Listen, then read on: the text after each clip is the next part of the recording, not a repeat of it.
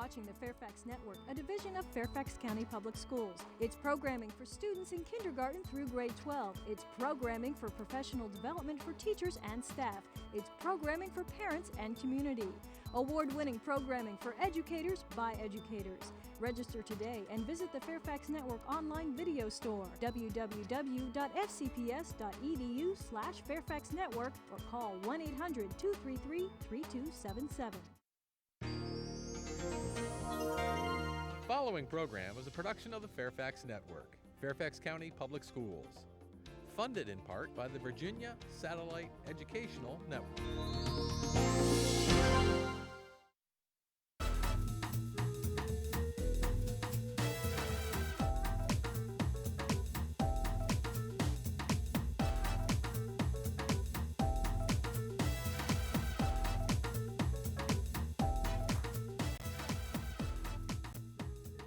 Hello, welcome to our MTA studios, home of Meet the Author. My name is Della Kidd.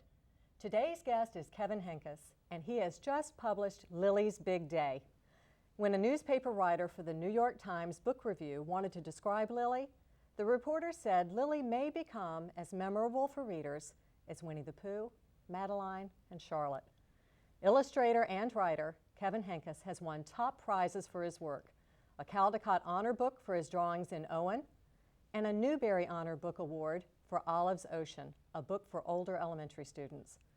Kevin, welcome to the show. It's great to have you here. I'm happy to be here. Thank you. Well, you know, our viewers have so many questions. Let's just go ahead and get started. All right. Here's an important question, and I will tell you it's a very common question from our young writers. This one reads, Dear Mr. Henkes, how hard is it to come up with your book ideas? This is from St. Richard's School in Racine, Wisconsin. It can be very hard.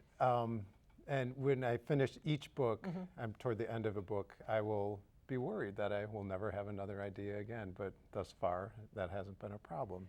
Do you, because you are an author and an illustrator, do you jot down your ideas first? Do you sketch your ideas first? I think about an idea for a long time, and my ideas come to me sometimes in funny places, or kids think they're funny. I'll often be jogging or in the shower. Oh, okay. So oddly enough, I don't know how.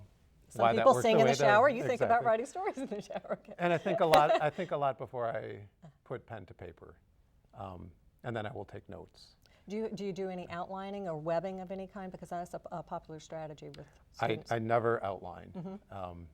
It's just not the way that I work. But I do have a file with lots of ideas where I'll just I'll get an idea. It might not be a good idea right now, but it might be a good idea later. So you write it down, hold on to it, because you never know when you might need it in the future. Okay. This is a question from Lawrenceville, Georgia. Dear Mr. Henkes, are any of the mice in your stories like you when you were little, or are they like kids you knew in school? And this is from Mrs. Alewine's class from Corley Elementary School. Well, one thing that I've noticed, I think any character of mine has to have some little piece of me in them, or else I don't think I could write about them convincingly. And again, I see kids in my everyday life, and sometimes something they will do or say will creep into a book. I will think back to my childhood often to remember what things felt like. But again, it's using my imagination. I will take something from my childhood, something I see in life, a kid that I may know, but then I use my imagination to turn it into a story. But you draw on your experiences and you make connections and things that you know firsthand of. Here's a question that I would like to ask. What are the advantages of drawing mice versus drawing them as humans? Well, my first 4 books had human protagonists, fairly realistically drawn. And what happened was that my stories, my text, started to become more humorous. And I thought I could better tap the humor if I used animals and if I drew more loosely. For example, in Julius, the Baby of the World, Lily, I believe, screams in his ear and pulls his tail. And I think the human equivalent, realistically drawn, might not be funny or borderline funny. But with animals, I can get away with it. I can over-dramatize. I can heighten the humor. And I think it works. Describe to us, we've got a picture of Lily and Julius on the screen. What's going on in that set of pictures? Well, this is, Lily gets a new brother and is not thrilled. And so she tries to scare him with her nifty disguises. She tries to make him disappear. And when that didn't work, I believe the line is, she simply pretended he didn't exist, and he's screaming. Yeah, well, she sees Julius as a nuisance, and for anyone who has had a sibling, whether younger or older, or in my case, I was a middle child, we've experienced all of the Yes, nuances that go along with having a new brother or sister. And I'm one of five, and Yeah. I'm fourth. So I knew what it was like to be the youngest for a while, and then I 6 years later got a younger sibling. And I think that's been good for my art. Yeah. And I do remember what it felt like to be in both of those positions. Definitely drawing on those experiences. Yes. Yes. My guest is author Kevin Henkes, and he's here to talk about his approach to writing and illustrating children's books. If you would like to ask a question, call us at 1-800-231-6359, or our local number is 703-978-1636. For now, let's see how picture books inspire kids to turn the page for higher thinking. And when we return, more emails, more mice, a little Olive's Ocean, and your phone calls. Don't go away.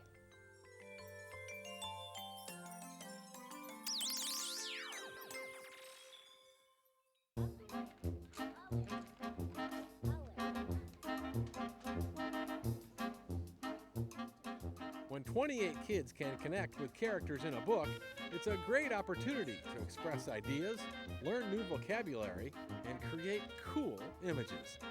But how do these second graders make connections with what they're reading? You can look at the past and then kind of see, oh, I'm kind of like that person. Or mouse.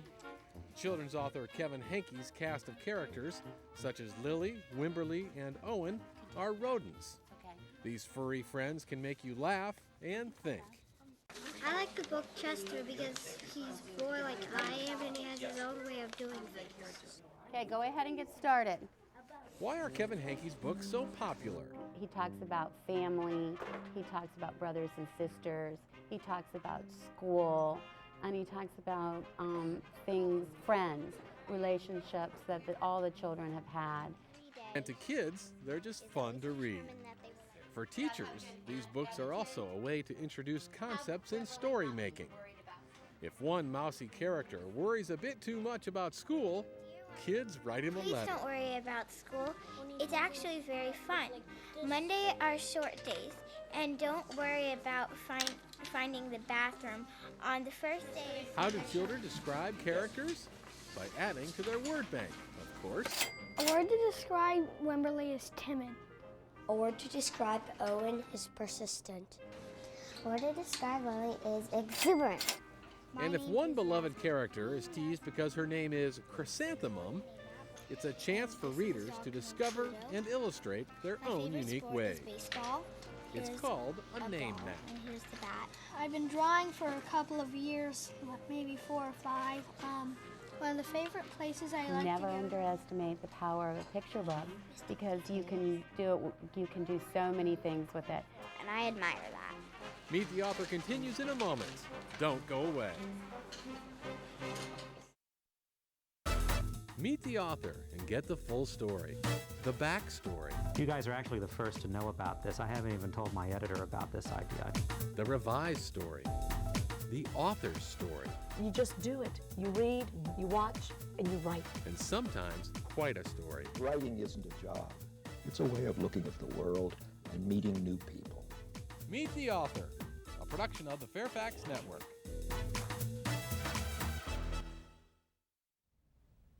Kevin, the tape showed us how students and teachers, and I'm sure parents, connect with your stories. Let's follow up this with an email from Felix. He's from Sunrise Valley Elementary School in Reston, Virginia. And he asked, Dear Mr. Henkes, how do you come up with your characters? That's a great question. Your characters are very rich. Again, they come to me in little bits and pieces, and I'll think about them for a long time. And I may see a kid in my everyday life who just is walking past me, and that will just spur something in me, just start something going. Okay. We have a call in. This is from Andrea. Andrea, what is your question today for Kevin? Have any of your books affected you emotionally, and if so, how? That's a great question. The books, it's my work life, so they affect me emotionally. If they're working well, I feel terrific. And if they're not working well, then I might not feel so great. And I find that when a book is going well, it just enhances my life in every way. That's a great question. Getting back to organizing the character traits, Lily, of course, she's your naughty and nice character. Right. She's very smart. She's very good, but she has a naughty streak to her. How do you decide how you want each character to behave? Do you have a method that you use for that, or does it just kind of evolve as you're writing the story? The characters evolve, and Lily right now with, for example, my new book, Lily's Big Day, I mean, she already is a character who exists. So I don't have to think about all that backstory that goes with Lily. So when I began this book, I knew who she was. If it's a character that I'm creating for the first time, I'll think about them, and they develop sometimes even as I'm working on the storyline. We have another call. This is from Caitlin. Hi, Caitlin. What is your question today? Is Caitlin still there? I think we might have lost her. We'll try and get back to her. We spoke about personal connections before. Right. Would you read a passage from Julius, Baby of the World? It's a funny passage that I think everyone enjoy. In case everyone is not familiar with this particular book, Julius is Lily's brand new baby brother. His parents are thrilled to have him. They think he's wonderful. He's getting all the attention, and she is jealous. And Lily's mother suggests that she tell a story about him. So this is Lily's story about her brother. Julius, the germ of the world, by me, said Lily. Once upon a time, said Lily, there was a baby. His name was Julius. Julius was really a germ. Julius was like dust under your bed. If he was a number, he would be 0. If he was a food, he would be a raisin. 0 is nothing. A raisin tastes like dirt. The end, said Lily. I tried reading that aloud yesterday, and I had to stop and get myself together because that is a terrific passage. We have another phone call. What is your question? And please tell us your name. My name is Umayma Rahmani, and my question is, how do you put so much emotion in your writings to really catch the reader's attention? Well, I think a good story has a lot of emotion. And I think if I want a story to be interesting to my readers, if I want it to be interesting to me, I think it has to have that emotion. And emotion carries the story as well. I want a story, I want my reader to keep reading. And so therefore it has to have emotion in it. It's an interesting question and something that really is necessary for a good book, I think. This question is from Jacob. He's also from Sunrise Elementary School. And he asks, how many years of writing and drawing lessons did you have? I've had my whole life. And that's I guess the easy answer, but it's a good answer as well. I have always loved drawing and painting. I think if one is born loving to do something, I was born loving to draw. I've done it as far back as I can remember. And it was when I was a junior in high school that I really began to like writing. I had an English teacher who encouraged my writing. I had always heard, you're such a great artist. I know you will be an artist when you grow up. But this teacher said, you're a great writer, and I think one day I'll see a book with your name on it. And that was incredibly powerful. Yes. And I was a junior in high school, and so I was thinking about what I wanted to do with my life, and I thought it would be great if I could find a job in which I could both draw and write. And that's when I rediscovered children's picture books. And I thought doing this would be the perfect job for me. Wonderful that you're able to do something you love and you're so passionate about. We have another call. This is from Iris. What is your question today? Do you know the book, Jessica? Did you have an imaginary friend? That's a good question. I don't remember having an imaginary friend, but I had a niece who did have one. And she was staying at my house, and my wife's house, for a weekend, and she was very involved with her imaginary friend, and that was the inspiration for that book. That's a great question, too. The kids in room 19 at Van Nuys Elementary in Madison, Wisconsin want to know, dear Mr. Henkes, have you ever written comic books? I have never written comic books as a professional, but when I was a boy, I did make comic books. And I think it's a great way to learn how to draw. I remember being young, trying to draw a character from different angles, from the back, from the front, large, small. And I think that's perfect training for an illustrator because that's and you have the panel technique that you use in Kitten's First Full Moon.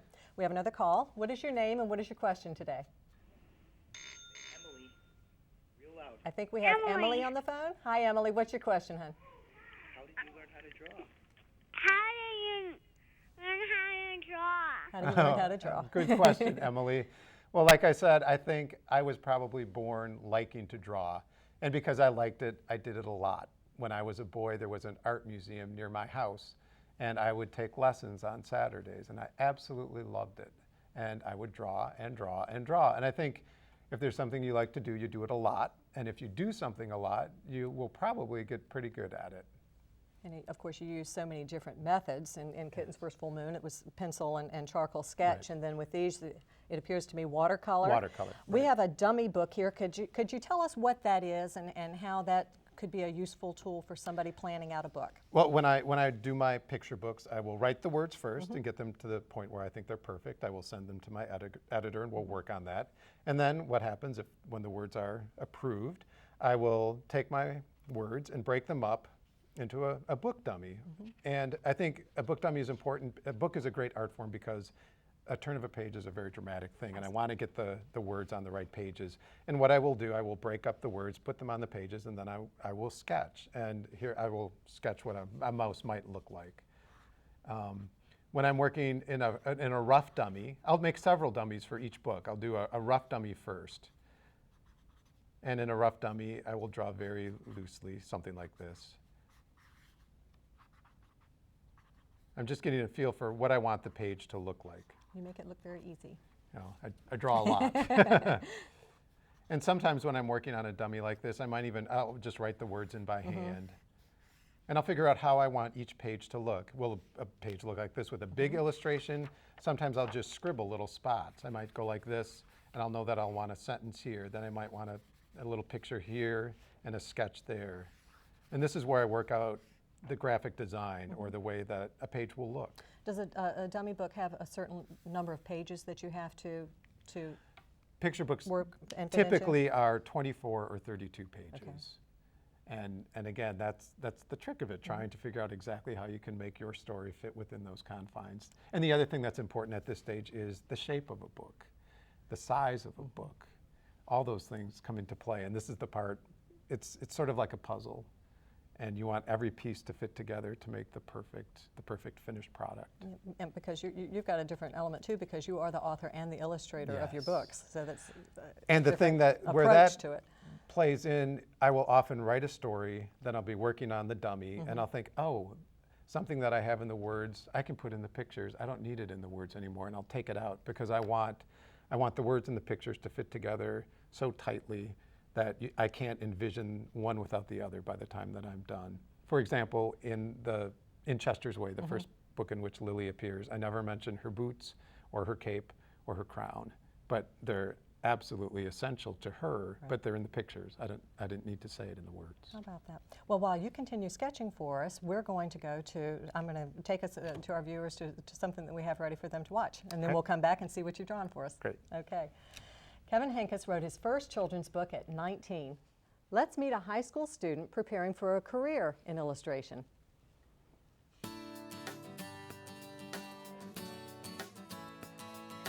Meet Alexander Collins, West Potomac High School senior, varsity swimmer, and artist. Alex says that art has always been a part of his life. I really like it because I get to explore a lot of creativity with it, and I can just go and do whatever. And I like working with pen and ink, watercolor, and just going in there doing washes, and I feel really free and open. Writers and poets express their feelings and ideas with the written word. Alex uses broad strokes of a paintbrush, watercolors, pen and ink, or a lump of clay. I really feel that with art I can really express my ideas. I see things differently than most people. I go outside and I just look at the world much differently, and I kind of go home and I put all my ideas on paper, and it's just really fun for me. Alex has been honing his artistic skills in high school and thinking about what he might like to do in the future. I'm thinking about becoming an illustrator for maybe a magazine or newspaper, but I was also looking into jobs as a conceptual artist for maybe movies or storyboard artist. Alex is getting ready for the future by putting together a portfolio. This is a collection of his best artwork. My portfolio is basically a collection of my work throughout my high school career. Through my portfolio, I want to kind of show my breadth of work. And this one's probably one of my favorite. This was from an assignment in this class. and we had to incorporate our shoes in an environment. And this is kind of my shoes in my room. You can see all the clutter, and it made for a really cool picture. Alex is putting the finishing touches on a theater poster he illustrated for a friend. He created this one act, he wrote it himself, and it made it to regionals. I just really liked it because it had so many characters in it, and it just made for a really cool poster. Very soon, Alex will be leaving high school, but he won't be leaving his artistic talent behind. I just recently got accepted to the Savannah College of Art and Design. Hopefully I'll go there. That's my top choice. And I'm also looking at the VCU School of Art and a couple others, University of Delaware, University of Maine. Hopefully I'll hear back from those soon. Perhaps one day you will see an illustration on a magazine, newspaper, or theater poster that was designed by Alex Collins. And you can say you saw him on Meet the Author.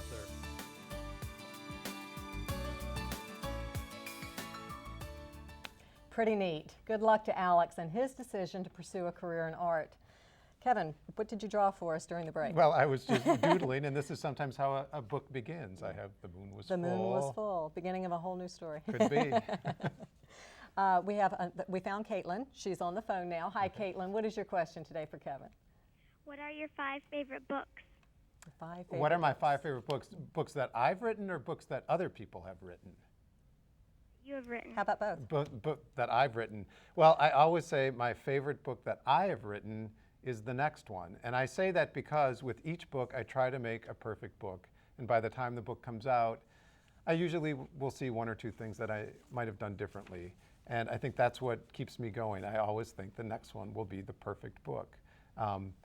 If I was pressed, I'm very fond of Julius, the Baby of the World. But books, other people's books that I've been very fond of. I loved Sylvester and the Magic Pebble by William Steig. When I was a boy, I loved the book called Is This You by Ruth Krauss with pictures by Crockett Johnson. I loved a book called Rain Makes Applesauce by Julian Scheer with pictures by Marvin Bialik. And I'm a great Sendak fan. Yes. James Marshall is another favorite of mine. Lots of good ones. Yes. We have another call. Hi, what is your question, please? What is your name and what is your question for Kevin? Are you talking to me? Yes, I am. Okay. Bianca? Hi, Bianca. Hi. Why did you pick mice when you can pick other animals for pictures in your books? Very good question. Well, I started using animals when my stories became more humorous. The first book in which I used animals was called Bailey Goes Camping, and I used rabbits. I sketched all different animals and decided rabbits might be fun. The next book I wrote was called A Weekend with Wendell. Again, I thought I would do animals. I sketched everything from elephants to cats to dogs, and I had a little drawing of a mouse, and I thought it looked nice, so I did it. And I had such a good time with A Weekend with Wendell that I wrote Wendell into the next book, Sheila Ray the Brave, just a little cameo, and so I had to use mice. I finished Sheila Ray the Brave, loved doing the mice, and just did it again and again and again. It wasn't anything I set out to do. I don't particularly like mice, but here I am. There you go. I noticed that in the dedication to your book, Julius, Baby of the World, and you talked that might be one of your favorites that you've written, it's dedicated to Susan, editor of The World. Yes. Who is Susan? Why is she so special to you? Well, Susan Hirschman was my first editor, and she was my only editor until she retired a couple of years ago. And she was the one who accepted my book my first book when I was 19. That is very young. And went to New York, and was a great mentor. It was the ideal author-editor relationship. She really, really was a mentor and nurtured me. And it was because of Susan that I began to write longer books. She said, I think you could write a novel. She really created an atmosphere in which I felt like I was an important author and illustrator, that what I was doing was well loved and well taken care of, and she was the editor of The World. What kinds of suggestions did she make? Oh, I think the most important thing she did was to say that the book belongs to the author. And of course she would, steer me in the right direction if something wasn't working, or if a character wasn't consistent. If something happened on page 2 that was inconsistent with something a character did on page 16, she would point that out to me. But I think what she really looked for was each individual author's voice and wanted to let them say what they had to say. We have a question about Olive's Ocean. This is your Newbery Honor book. I thoroughly enjoyed reading this book. This is from Center Ridge Elementary, And they would like to know, why did you write Olive's Ocean, and what were you thinking when you wrote it? And this is from Hu Young, Rachel, Eddie, and Hewan. What were you thinking? Well, the thing I'm thinking when I write any book is to write a good story. I don't ever think about what lesson I might teach or anything like that, because anytime I've done that, I've never written a good book. The idea for Olive's Ocean came, one of the seeds from which that book grew was the fact that when my son was little, a friend of his gave him a snow globe made out of an empty baby food jar. And my son had this jar on his nightstand. And I kept looking at this every day. Here's a jar, a baby food jar of water. And this is how writers think, I suppose. Mm-hmm. I thought, well, why would a kid have a baby food jar of water in his bedroom? Why would that be important? And I changed it, and I thought it had to be ocean water. I have no idea why. And then one thing led to the next, and that was one of the seeds from which that book grew. It's funny how it works. I can't explain creativity. It's a very poignant story. We have a call from Samantha from Flint Hill Elementary. What is your question, Samantha? Did you ever stop writing for like a while and then start it again? Oh, that's a wonderful question. That's a very good question. Sometimes I will begin a story and I will get stuck and I think I can't go any further, and I will put it away and maybe work on something else. Maybe I will work on a picture for something else, and then I'll come back to it. And sometimes the time that I need to put something away is short, and sometimes the time is very long. For example, Olive's Ocean, which we just talked about, I got stuck several times, and it took probably 4 years from the very beginning to the end for that book. And it's good to put something away when you're stuck, because sometimes I need to clear my mind and think about other things. And then I can go back and look at what I've written objectively and start again. We have another call. This is from Kyla. Hi, Kyla. What is your question today? My question is, how did you start writing and illustrating books? Well, it is something that I always wanted to do, and I really, really loved it and wanted a job in which I could do those things. So I was persistent, I guess, and it's what I like to do more than anything else. You talk about persistence. How does it feel, and going back to when we were speaking about your editor, when you're giving your story to an editor and they're looking at it and they make suggestions, how do you take that? Because I know, when we're writing in schools and we're writing our own things, we like to really recognize that it's good. Yes. And has it ever been good on the first try? Rarely, every now and then. But what I've learned, because I've been doing this for a long time, I began very young. When I was younger, I was much more impatient. And if I would write something and my editor would say it needed work, I would think it was the best thing that had ever been written. And if my editor would suggest I put it away for a while meant 15 minutes, and I would pull it out and think this is the best thing I've ever written. But what I've grown to realize, and I don't know if it's just older in terms of years, is that the goal for the editor, the art director, and the author is the same thing. The goal is to create the best book possible. And so one needs to be open to suggestion, I think. Yeah. And the bottom line is that it's my book, but of course, if I'm totally involved in the book, I might not see things clearly. And the goal is to have the best book possible. Well, that's great, and it's been great having you here today. Thank you so much for joining us. It's been a pleasure. Thank you for having me. Thank you. For more information about Kevin Henkes, visit his website at www.kevinhenkes.com. For more information about this series and other educational programs for K-12 students, visit www.fcps.edu/Fairfax Network. For the Fairfax Network, I'm Della Kidd. Keep reading, keep writing, and keep dreaming. Okay, I've heard we've just had some more calls. Donnie, that's our director. Can we feed them through? Great. Okay, tell us your name. What is your question, please? Olivia, are you there? Yes. Hi, what is your question for Kevin? Hi, this is Olivia. My question is, why is there a map of Wisconsin in one of your books? Oh, that's a good question. I often put little things in my books that mean something to me, and because